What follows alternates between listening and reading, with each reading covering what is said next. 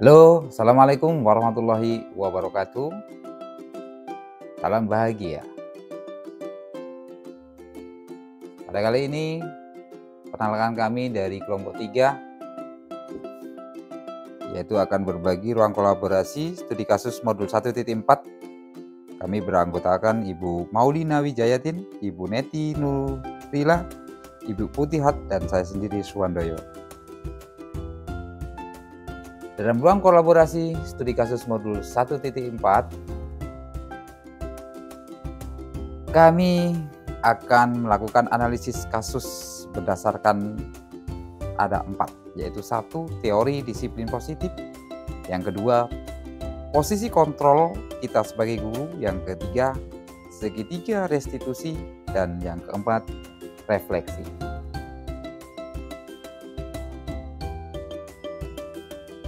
Dalam kasus 1, ini tokoh-tokoh yang dapat saya sampaikan yaitu yang pertama yaitu Ibu Suti, kemudian Ibu Eni, dan yang selanjutnya Vivi dan Natali.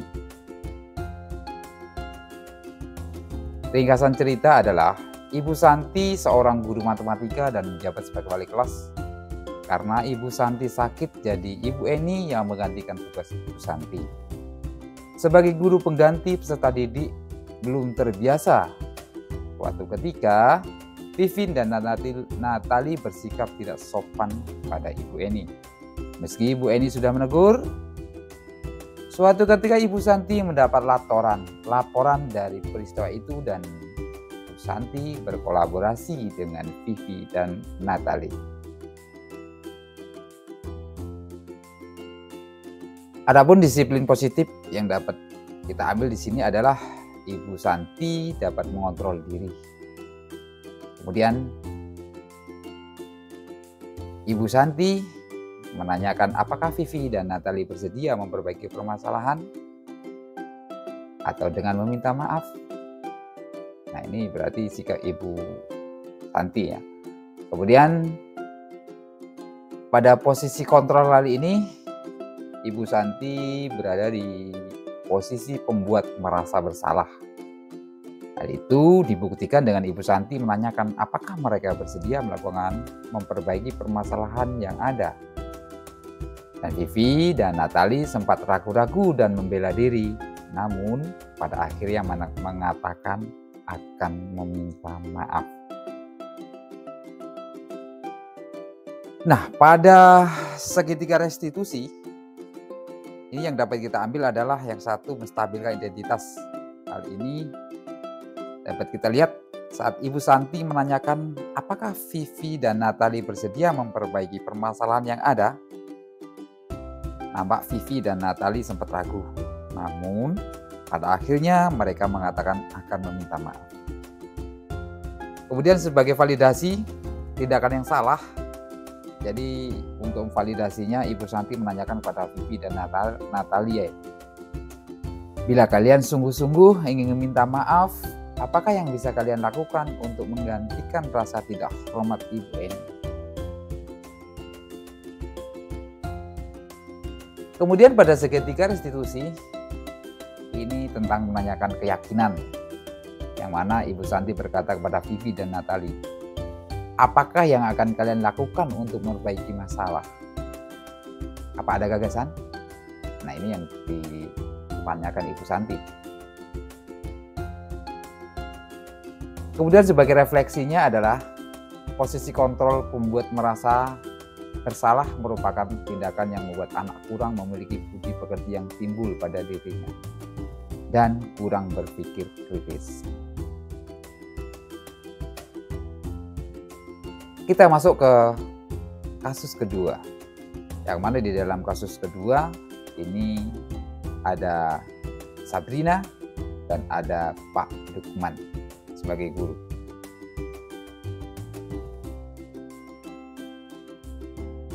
Ringkasan cerita adalah sebagai berikut, yang mana Sabrina, peserta didik yang lupa mengenakan sepatu hitam saat ke sekolah karena terburu-buru. Pak Lukman yang mengingatkan Sabrina karena melanggar peraturan sekolah. dan Sabrina melepas sepatunya dengan terpaksa. Disiplin positifnya di sini adalah Pak Lukman mengingatkan Sabrina telah melanggar peraturan sekolah. Kemudian yang kedua, Sabrina mengetahui ternyata dari percakapan itu bahwa Sabrina itu tahu bahwa dirinya itu tahu kalau salah, sehingga dianya terburu-buru sehingga mengakibatkan lupa mengenakan sepatu hitam. Kemudian posisi kontrol yang ada pada kasus 2 ini adalah di posisi penghukum, yang mana dalam hal ini Pak Lukman memberikan hukuman yang mana terlihat tegas dalam kalimatnya dengan nada tinggi karena bersikeras terhadap peraturan yang berlaku. Seperti mengatakan, ya sudah, kamu sudah melanggar peraturan sekolah, kamu salah. Sudah terlambat, salah pula warna sepatumu. Segera buka sepatu. Kalau tidak bisa mengenakan warna sepatu sesuai peraturan. Ini maksudnya disuruh membuka sepatu kalau tidak bisa mengenakan warna sepatu sesuai peraturan. Kemudian Pak Lukman mengatakan, tidak, kamu telah melanggar peraturan sekolah. Kalau tidak sanggup ambil sepatu di rumah atau diantarkan ke sekolah. Ya sudah, kamu tidak bersepatu saja seharian di sekolah. Sekarang copot sepatumu dan silakan belajar tanpa sepatu. Ini penghukum. Kemudian pada segitiga restitusi, Padam stabilkan di atas dengan bertanya, mengapa tidak menggunakan sepatu sesuai aturan sekolah? Tidak apa-apa, setiap orang pasti pernah melakukan kesalahan, sehingga hari ini lupa tidak mengenakan sepatu warna hitam. Nah ini, kemudian pada jadi tindakan yang salah dengan bertanya, Sabrina, kamu tentu punya alasan mengapa tidak menggunakan sepatu hitam. Sabrina, rupanya kamu terburu-buru sehingga terlambat ke sekolah ya. Kemudian menanyakan keyakinan, Sabrina, keyakinan sekolah apa yang telah kamu langgar? Ini buat pertanyaan ya. Jika kamu meyakininya, apakah kamu mau memperbaikinya? Atau jika kamu memperbaikinya, kira-kira gambaran dirimu akan seperti apa nantinya? Ini dari sudut pandang segitiga restitusi.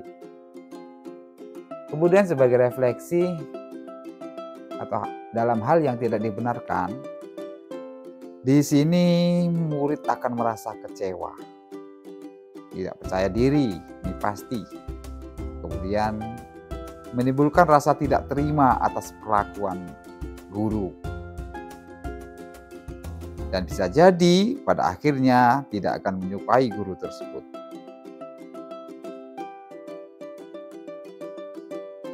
Kemudian kita beralih ke kasus 3, yang mana di sini diperankan tokoh.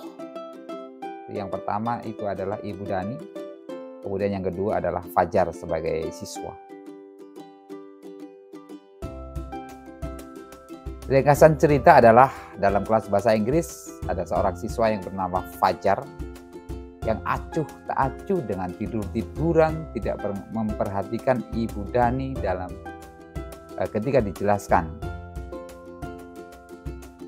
dan tidak bisa menjelaskan ketika dia di depan papan tulis. Nah, oleh karena itulah Ibu Dani pun menegurnya. Disiplin positif apa sih yang ada di dalamnya? Nah, ini di sini diterangkan disiplin positif Ibu Dani itu sudah memperhatikan muridnya. Nah, sedangkan ada siswa yang tidak memperhatikan saat Ibu Dani menjelaskan pembelajaran. Itu yang ditangkap dari cerita. Kemudian posisi kontrol Ibu Dani ini sebagai apa? Di sini Ibu Dani ini sebagai penghukum. Bisa, kemudian ada sebagai teman, bisa, dan sebagai pembuat merasa bersalah. Dijelaskan dalam penghukum, ini dibuktikan dalam cerita Ibu Dani melihat Fajar tiduran saat dijelaskan. Kemudian langsung memberi pertanyaan, langsung ditodong. Fajar, coba jawab pertanyaan nomor 3. Maju ke depan dan kerjakan di papan tulis.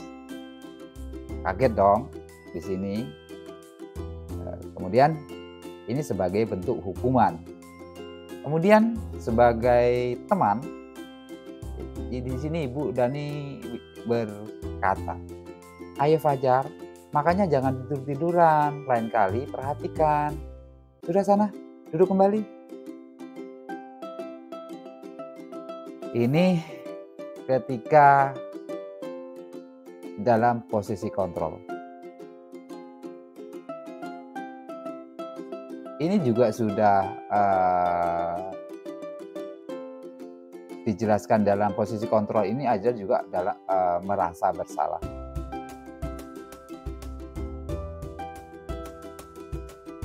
Pada posisi pembuat merasa bersalah, ini Ibu Dani berkata, gimana kamu Fajar? Kamu tidak kasihan sama ibu ya? Ibu sudah capek-capek mengajarkan kamu. Tidak kasihan sama ibu.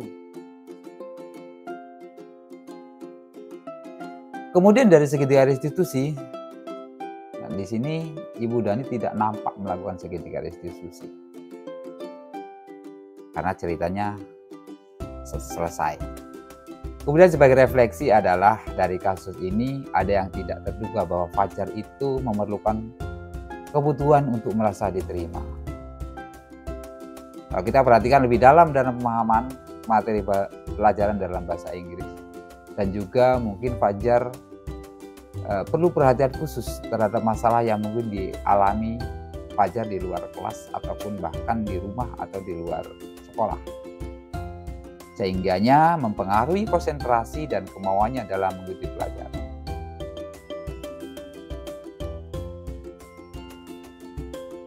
Kemudian kita beralih ke kasus 4. Kasus 4 sebagai tokoh berperan Ibu Suti sebagai kepala sekolah, Anto dan Dino sebagai siswa. Kemudian dari ringkasan cerita, Anto dan Dino di lapangan sedang bermain. Pertengkaran adu mulut, Dino pun menjadi emosi dan mengadakan kontak fisik dan menarik kemeja Anto. Ketika kancing terlepas, guru piket melerai dan membawa ke ruangan kepala sekolah dan Ibu Suti menenangkan. Ibu Suti memberi arahan untuk Dino menjahit. Meski Dino tidak dapat menjahit, tapi Ibu Suti mencoba berkolaborasi dengan Pak Irfan, guru tata busana. Untuk Dino belajar menjahit dengan Pak Irfan. Disiplin positif apa yang ada di dalam cerita itu? Yang ada adalah kita lihat Ibu Suti dapat menenangkan kedua siswa, yaitu Anto dan Dino. Disiplin positif kedua, Ibu Suti memberi arahan yang membawa Dino dapat secara efektif menyelesaikan masalahnya meski awalnya kurang yakin bisa menjahit. Jadi di sini Dino jadi menjahit kancing bajunya Anto. Kemudian posisi kontrol apa yang ada di dalam cerita itu? Nah, dari posisi kontrol ini dapat kita lihat dari ditunjukkan dengan adanya komunikasi dan kolaborasi dari semua pihak. Di antaranya seperti mempersilahkan murid bertanggung jawab perilakunya, dan ada lagi membimbing murid untuk dapat mengatur dirinya, menyelesaikan tugas dan tanggung jawabnya. Kemudian ada juga mengembalikan murid berada pada komunitas atau kelompoknya dengan rukun dan damai. Terlihat Anto dan Dino itu sudah bercengkrama atau berjalan bersama. Kemudian dari segitiga restitusi yang ada adalah menstabilkan identitas, yang mana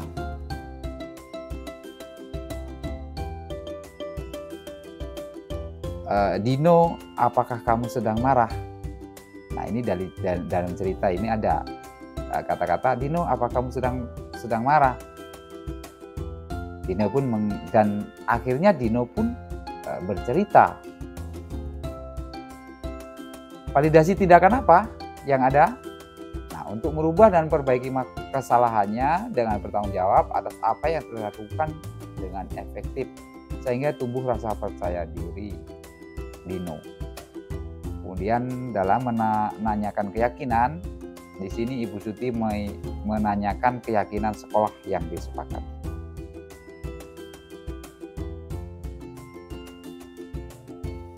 Lanjut kepada refleksi.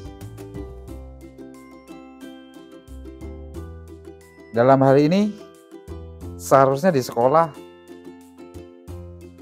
karena tingkatannya sudah SMP, tentu akan ada guru piket. Nah, disinilah peran guru piket ini sangat kurang, ya, kurang efektif.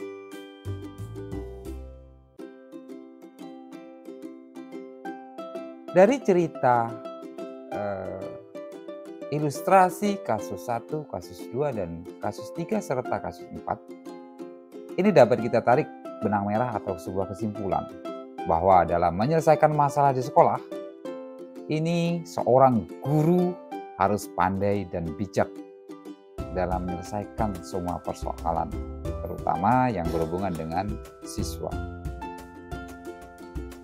Kepala sekolah dan guru itu harusnya tahu betul tentang posisi kontrol, sehingga secara tepat dan tepat dapat menentukan posisi kontrol mana yang akan digunakan dalam menyelesaikan setiap masalah yang ada di sekolah ataupun di kelas. Kemudian budaya positif senantiasa dijalankan melalui berbagai kegiatan yang melatih murid untuk bersikap baik. Ini tentu dengan melakukan pembiasaan dan bukan hukuman. Namun pengalaman berbuat salah dapat dijadikan pembelajaran untuk bisa lebih baik lagi. Jadi bukan berarti setiap ada kesalahan itu melulu salah, tapi ambil hikmah dari sebuah kesalahan itu karena akan ada hikmah di baliknya. Kemudian melakukan restitusi dengan benar dapat membuat siswa mencari solusi masalah, bisa membantu apa yang mereka inginkan dan bagaimana mereka memperlakukan orang lain. Dan ini akan menjadi sebuah budaya yang positif.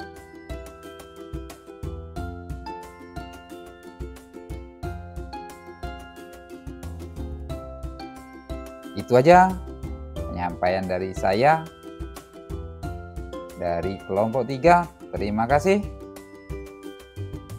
Dan saya akhiri. Wassalamualaikum warahmatullahi wabarakatuh.